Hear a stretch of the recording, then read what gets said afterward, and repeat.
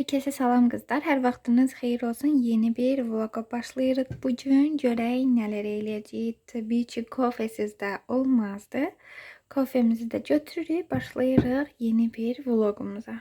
Əsasən yeməklər və əl işləri paylaşmağı düşünürdüm. İndi isə yenə də əl işi videosu paylaşacağım sizinlə. Təbii ki, asan bir şəkildə öyrədəcəm ki, siz də bunu hazırlaya biləsiniz. İndi mini xonça hazırlayacağıq. Hansı ki, bunu həm Ramazan ayında, həm Novruz bayramında istifadə edə bilərsiniz. Vəsə qonaq getdikdə içərisini özünüz aldığınız və yaxud da hazırladığınız şirniyyatlarla doldurub qonaq yerinə apara bilərsiniz. Buta formasında hazırlamağı düşünürəm. Biraz çətin gələ bilər. Təbii ki, başqa formalarda hazırlaya bilərsiniz. Amma butanın da necə çəkilməsini də izah eləyəcəm və təbii ki, siz də hazırlaya biləcəksiniz. Bunu hazırlamaq üçün bizə lazım olacaq printerdən çıxardığım belə kağızlar. Adi kağızdır. Printerdən çıxıb, rəngli printerdən. Və bunun üçün bizə lazım olacaq skoç. Çünki üzərinə belə skoçu yapışdırsaq daha uzun müddətli olacaq. Məsələn, bunun üzərinə su düşsə, rəngi daha pis vəziyyətə düşəcək, ləkələr qalacaq. Amma bu suya dəysə, təbii ki, həm bunun qədər pis olmayacaq və rəngi daha yaxşı olacaq. Təbii ki, yaxşı olar ki, parçadan da istifadə edə bilərsiniz. Amma mən naxışına görə belə parça tapa bilmədiyimə görə düşündüm ki, ən rahat, ən yaxşı variant elə kağızdan istifadə etməkdir. Və buna da hər kəsin əli çata biləcəyi bir şeydir. Gedirsən hansısa bir yerə, belə bir naxışı tapırsan və deyirsən ki, bundan məsələn bir neçə dənə falan ölçülərdə çıxardım və çıxarıb verirlər. Dediyim kimi uzun müddətli olması üçün də üzərinə skoç çəkməliyik. Daha sonra alt təbəqə üçün belə adi kardondan istifadə edəcəm. Yapışdırmaq üçün belə istikleydən istifadə edəcəyim. Kleyin özü və daha sonra skoç lazım olacaq. Butanın formalarını çəkmək üçün böyük adi bir boş qab, bir də kiçik stəkan, kasa və s. belə şeylər lazım olacaq. Kənar hissələrinin hündürlüyünü qoymaq üçün belə kardondan istifadə edəcəm. Bunun da ölçüsünü qeyd eləyəyim indi deyim sizə. Ölçüsü təxminən 4.5 santimetrdir. 4.5 santimetr. Uzunluğu isə bunun, baxın, bu formada olan uzunluğu isə bizim hazırladığımız formaya görə dəyişə bilər. Daha sonra içərisinin səliqəli ağ olması üçün adi A4'lərdən istifadə edəcəm. İndi isə keçək hazırlamağa. Buta formasını keçdim. Bu hissədə skoçdan istifadə etdim və bu hissədə isə adi bizim yemək yediyimiz boşqab boyda. Boşqab qoydum və bu hissələrini bu formada birləşdirdim. Bir dənə bax bu hissəyə diqqət yetirirsiniz. Və gətirib bu hissəyə birləşdirmişəm. Buradan da yenə buradan belə. Və bizim buta formamız artıq hazır olur.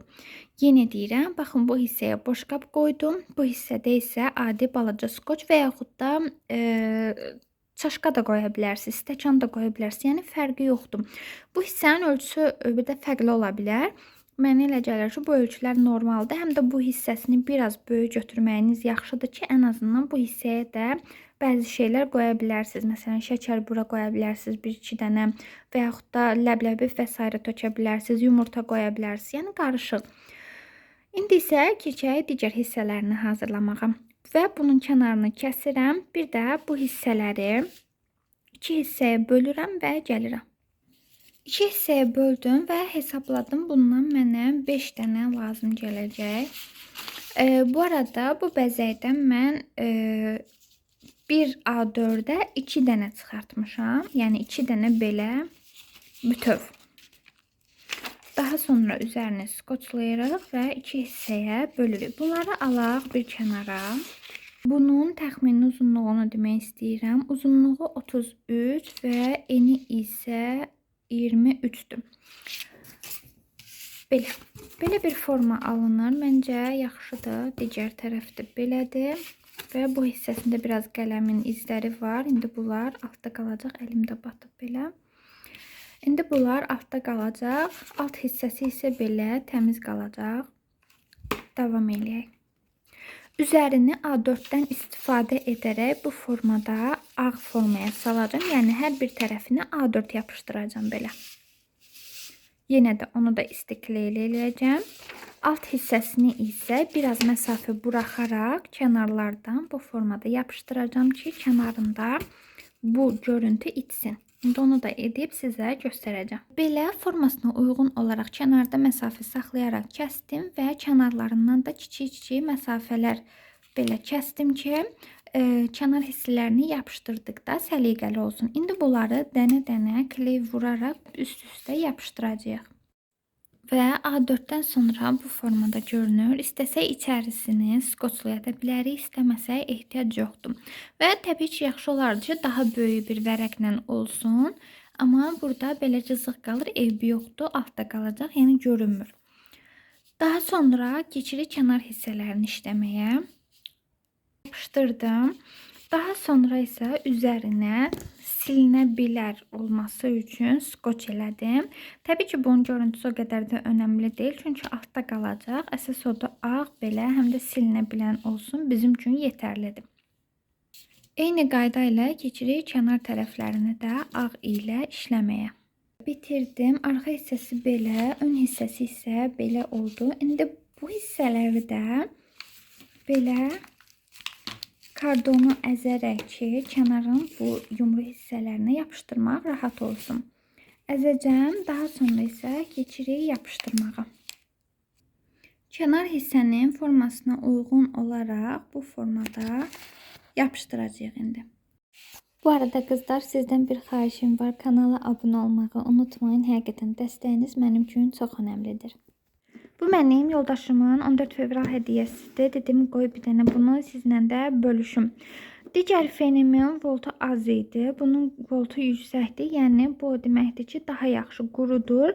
Digər feni YouTube'da və TikTok'da qızların tərifinə aldanıb almışdım. Amma heç də yaxşı çıxmadı. Mənim saçımı nə qurutmadı.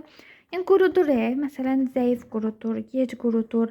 Düzləşdirməsi də eyni zamanda zəifdir və çox gec qurudur. Yəni havayı zaman itirməkdir. Amma bunun voltu yaxşıdır. Həqiqətən də 5 dəqiqəyə qurudur. İstisi var, soyuğu var. Forması da məncə çox qəşəngdir. İndi isə içinə baxaq. Əvvəl üst hissəsini bunu göstərmişdi. Elə bilirdim bundan olacaq. Belə qarışıq olanda bəyənmirəm. Amma bütöv qarasını zakaz elədiyini dedi. Çox qəşəngdir. Məncə bütöv qara düşdü. Birdən belə kağızı var. Bu hissəsi var. Bu hamamdan asmaq üçündür. Burada yox. Yəqin ki, elə öz evimizdə olanda bunu istifadə edərəm. Keçək başlıqlara baxmağa. Bu qıvırcıq saç üçündür. Mənim saçım qıvırcıq deyil.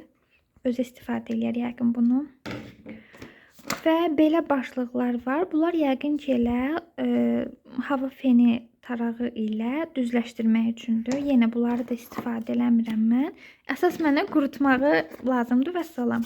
Bir də belə başlığı var. Bu nə üçündür bunu bilmirəm. Əgər sizdə də varsa, deyərsiniz mənə, qeyd eləyərsiniz. Gərək bir ara bunu oturum, baxım görüm niyə istifadə olunur. Daha sonra belə bir əlavə başlığı var. Yəni, üzərinə əlavə başlıq yazılıb. Yenə bundan da istifadə eləmirəm. Əsas hava fendir üçün başqa üçün lazım deyil. Və belə bir fendir. Bir neçə dəfə həqiqətən istifadə eləmişəm. Çox rahatdır da, çox yəni. O birisinə o qədər öyrəşmişdim ki, bu mənim üçün möhtəşəm bir şeydir. Həm istisi var, isti hava, həm soyuq havası var. Bir dənə də burada belə knopka var. Bunun nə işə yaradığını heç bilmirəm. Daha sonra bu hissəsi Dyson'da olduğu kimi açılır. Belə təmizlənir və geri qapatırsam. Dyson fenini də bir ara niyyət elədik alaq, amma sonra gördüm ki, həqiqətən onun gücü ilə bunun gücü eynidir. Onun maksimum dərəcədə düzləşdiricisini məncə almaq daha yaxşı olar. Çünki onun düzləşdirici olan hissəsində, yəni o ağız hissəsində xüsusi materialdan istifadə olunur ki, saçı yandırmasın, saça zərər verməsin daha doğrusu. Amma geri qalan bunlar adi qurudan fendir. Vəsə. Çox qəşəngdir. Təşəkkür edirəm. Vloga 2 gün sonra davam edirəm. Növbəti gündən salamlar. Deməli, bizim qarımızda görürsüz, nə qəşəng qar yağır. Elə bir Novruzdan əsər əlamət yoxdur. Həqiqətən də Novruz rusların bayramı deyil. Bunlar isbat eləyir. Hava belə isbat eləyir bunu. Deməli, neynədim? Dünən bir-iki dənə işim var idi. Şirniyyat bişirirdim. Ona görə davam eləmədim. İndi göstərəcəm elədiklərimi. Çox eləməmişəm düz, amma 2 cür şirniyyat eləmişəm. Bir də xonçanın son variantını da tam olaraq göstərim. Baxın, belə bir şey oldu. Mən çox maya qoymuram, çünki burada biz çox qalmır, bu da mənim pozanımdır. Burada çox qalmayacaq deyə elə hər dəfə yüngülvari fərqli xonçalar eləyirəm. Məsələn, eynən bu variantda üzərinə, məsələn, bu hissələrinə korejava işləmələr olur. Onlardan metrəlik satılır onlar. Onlardan vura bilərsiniz, üzərini parça ilə işləyə bilərsiniz. Yəni baxır da, məsələn, heç imkan yoxdursa əgər, sırf adi kserokopiya yerlərində bu formada çıxardıb istifadə edə bilərsiniz. Məncə qəşəng olur. İndi isə bunun içərisini bişirdiyim şirniyyatlarla, meyvə, yumurta və s. qarışdıracağım. Yüngülvari çərşənbəyə uyğun olaraq xonça eləyəcəm. Bu arada bayramınız mübarək olsun, çərşənbəniz mübarək olsun, Ramazan bayramınız mübarək olsun. Allah tutduğunuz orucları, qıldığınız namazları qəbul eləsin. Allah tuta bilməyənlərə də qismət eləsin.